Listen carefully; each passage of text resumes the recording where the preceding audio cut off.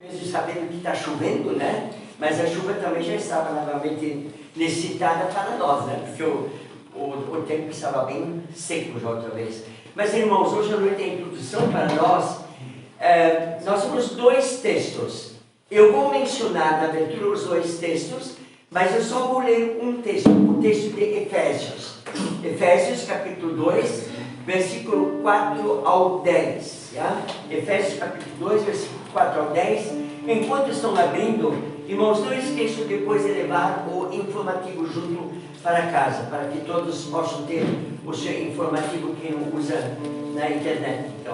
Então, Efésios capítulo 2, 4 a 10. E o outro texto é Salmo 145, 1 a 12.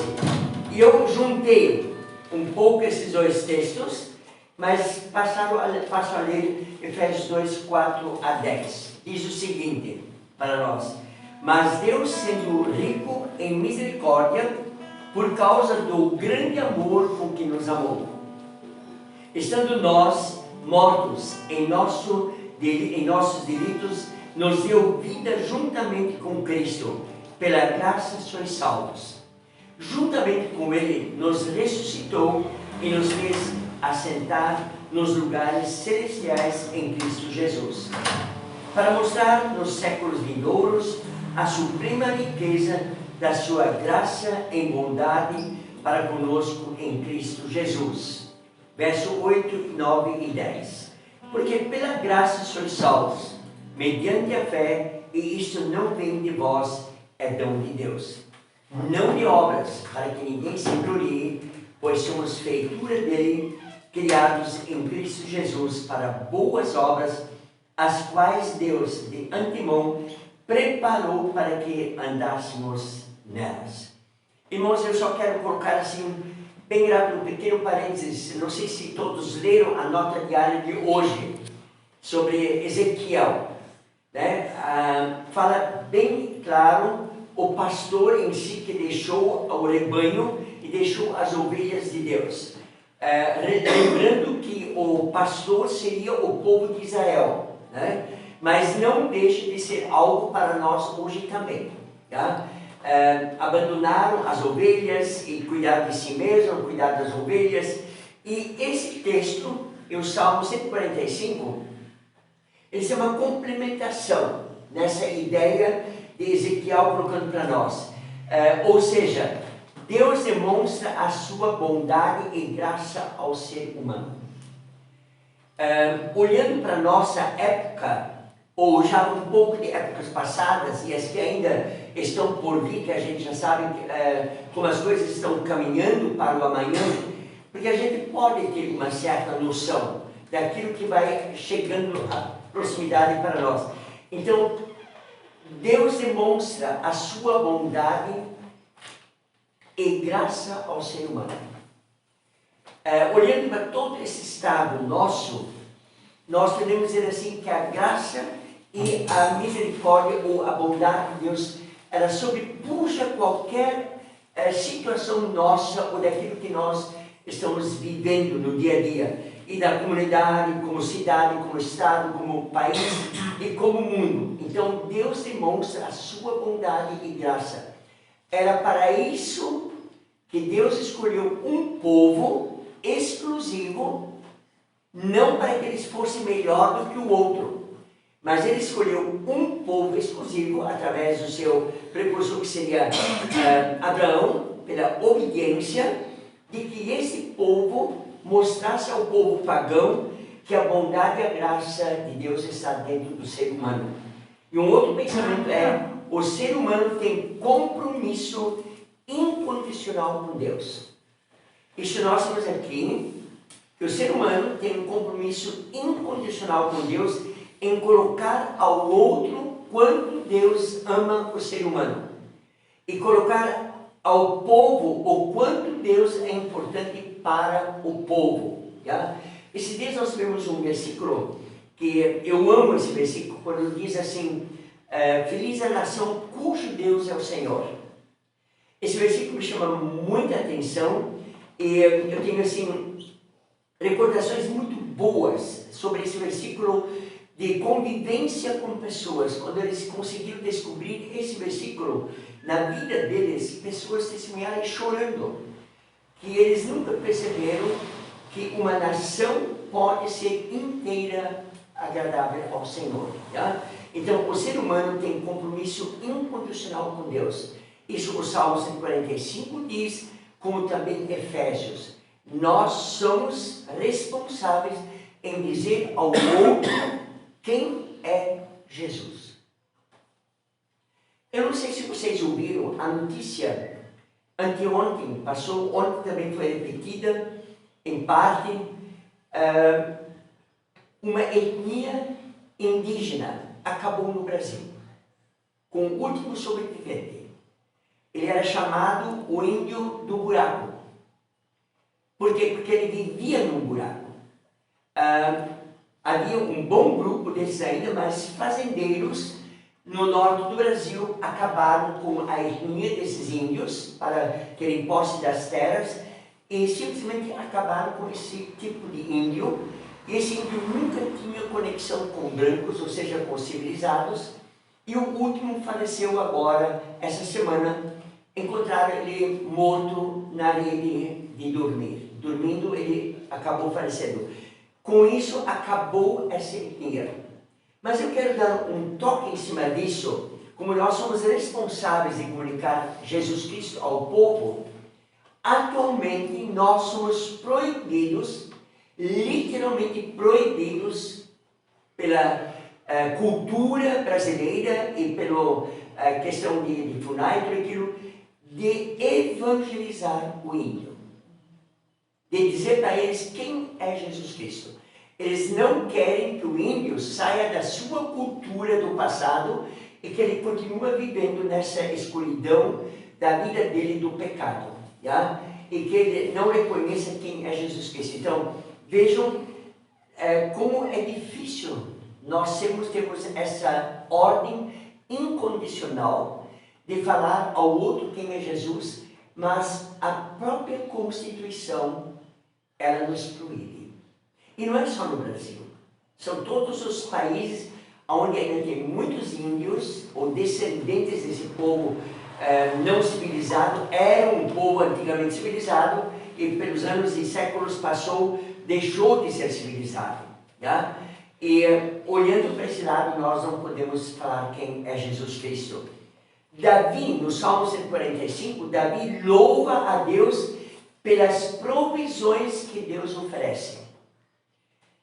Nós falamos hoje à noite um pouco sobre a questão de provisões. Já? Qual seria o valor certo para suprir as nossas provisões? É muito irregular. É muito irregular. Alguns passam com um salário e meio o mês inteiro, com todas as provisões necessárias, e estão vivendo bem, mas tem outros que com 10 salários mínimos não conseguem passar. Já? Ou com 5 salários mínimos, a gente sabe que isso é uma forma de administração financeira familiar, mas Deus, ou Davi louva a Deus pelas provisões que Deus oferece. Lembrando que Davi, ele esteve fugindo de Saul, tá? Fugindo do seu próprio filho. Então ele não tinha provisões suficientes. Mas ele aprendeu que naquela época da vida dele, sendo perseguido, a provisão que Deus tinha concedido para eles e dado através de pessoas eram suficientes. Então, é uma forma de a gente estar olhando essa forma do Salmo 145, como Davi louva, relacionado ao compromisso de falar quem é Jesus Cristo. E agora, Paulo, lá Davi, no Salmo 145, agora Paulo desafia aos que têm Jesus em dizer que a causa com Cristo vale a pena. É que Davi olhava o sustento material e louvava a Deus pelo sustento material. Graças a Deus que nós podemos dizer isso, que temos sustento material. Mas Paulo já desafia novamente de uma forma diferenciada. Ele louva e desafia aos que têm Jesus Cristo em dizer o quanto vale a pena viver com Cristo. Aquele Deus que provê o mantimento do dia, esse mesmo Deus é o que enviou Jesus Cristo para nos salvar. Então, Paulo, ele desafia o lado espiritual e Davi desafia o lado material. Deixe-me fazer uma pergunta. O que mais nos chama a atenção? É o lado espiritual ou o lado material? O que mais nós olhamos no dia a dia? É o lado espiritual ou é o lado material? É o lado material. Porque aquilo que nós precisamos todos os dias nos desafia a trabalhar para ter. Nos desafia. E aí vale a pena encorajar ao outro a confiar em Deus. Que Ele provê tudo. Percebem? Nós trabalhamos mais para o lado material. Não quer dizer que esquecemos o lado espiritual. Não. Mas ele nos coloca aqui nesses dois textos que vale a pena confiar nesse Deus. Porque ele provê o material e também provê na nossa fé o espiritual. Então, Deus se completa do Velho Testamento para o Novo Testamento. E o apóstolo Paulo, ele era um baita conhecedor do Velho Testamento. Um baita conhecedor. É o único, na verdade, a palavra de Deus escrita que existia. O Novo Testamento não tinha. Mas Paulo, ele percebe o peso do Velho Testamento ou do Antigo Testamento, dos rolos dos profetas, a importância em confiar em Deus, que Ele nos dá tudo. Mas aí entra, nós temos que ser encorajados a confiar nesse Deus. Encorajados a lembrar desse Deus. Encorajados a viver com esse Deus. Encorajados a caminhar com esse Deus. E para finalizar, em Cristo, com Cristo e para Cristo, a graça é eterna. Independente se nós estamos olhando para o lado material e para o lado espiritual, os dois se complementam para a nossa vida do dia a dia. O lado material é a vida do dia a dia que eu preciso para viver, e o lado espiritual que eu posso glorificar e louvar a Jesus Cristo. E aí, uma palavra muito joia para nós, é o versículo 10 do capítulo 2 de Efésios. Ouçam esse versículo. Pois somos feitura dele, criados em Cristo Jesus para boas obras, as quais Deus de antemão preparou para que andássemos nelas. Ou seja, Deus preparou o nosso dia, que nós vemos hoje, a nossa época, para andarmos nessas boas novas que Deus oferece para nós todos os dias. Em outras palavras, todo dia é um novo dia. E todo novo dia é o quê? Uma obra de Deus na nossa vida. Como é bom acordar e ver o sol nascer. Pastor Aaron estava nos visitando esses dias, nos dando trabalho para fazer em Blumenau, e para final de setembro, e aí ele perguntou para mim: pastor, como é que o senhor está? Eu respondi para ele: bom, pastor Arnold, agora que o sol está brilhando, não está tão frio, a gente consegue vencer melhor o nosso corpo físico. Aí olhou para mim e disse: é verdade, o tempo bom nos anima, ou seja, o tempo bom é uma feitura de Deus. Para quem? Para nós. Percebe como Davi e Paulo entram nessa conclusão de que tudo o que Deus faz e tudo que Deus fez é para nós, para ti, para mim e para os nossos futuros. Tá? Então, essa é a feitura das boas obras de Deus. E por isso podemos louvar a Deus e podemos agradecer a Deus. Curvemos nossas frontes em oração. Pai Celestial, muito obrigado por essa noite de culto e obrigado que nós podemos estar reunidos sob a Tua palavra e sob o guarda-chuva da Tua bondade e da Tua graça e misericórdia. Senhor, estende sobre nós a Tua bondade, estende sobre nós a Tua graça e que nós possamos sentir que tudo é feito para nós, para cada um de forma tão individual, mas para cada um tão diferente um do outro, mas tudo Tu colocastes à disposição daqueles que Te amam.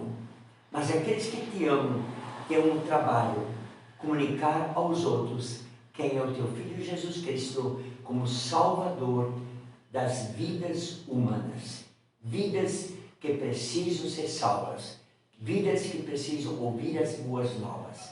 E assim, ó Pai, queiras Tu nos abençoar hoje à noite, na hora da mensagem, na hora do louvor, que tudo isso possa servir para nós nos alegrarmos em Ti para esta nova semana. Te louvamos por estarmos aqui e Te louvamos por aqueles que ouvem a mensagem online e possam se alimentar com a Tua palavra. Abençoe nós aqui presentes e abençoe aqueles que não estão presentes, que estarão ouvindo a Tua palavra. Em nome de Jesus. Amém. Amém.